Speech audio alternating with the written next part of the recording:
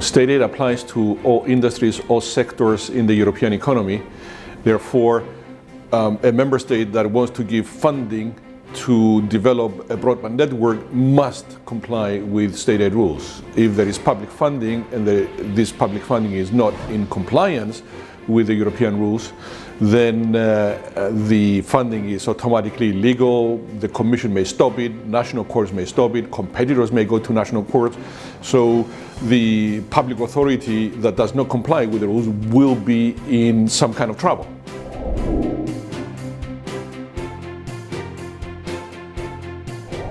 When member states want to provide funding for the construction or operation of broadband networks, basically they have two choices. They may use either the general block exemption regulation or the Commission guidelines. If they design their measure to be in compliance with the general block exemption regulation, then they do not have to notify this measure to the European Commission for authorization. Article 52 of the General Block Exemption Regulation applies specifically to broadband and defines specific conditions that must be complied with if public funding is given to broadband.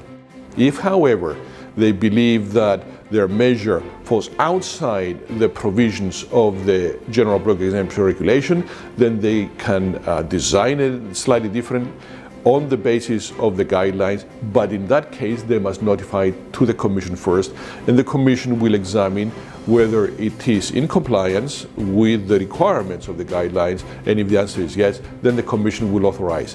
In either case, member states that design measures, either on the basis of the GBER or on the basis of the guidelines, will acquire legal certainty, will be in the knowledge that their measure is in full compliance with European rules.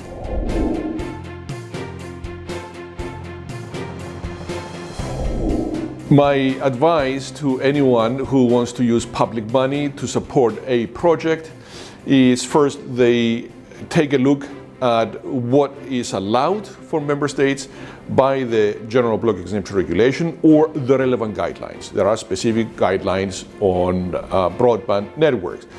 If they have a question, then they can always talk with the authority responsible for state aid or coordination of state aid in their own country.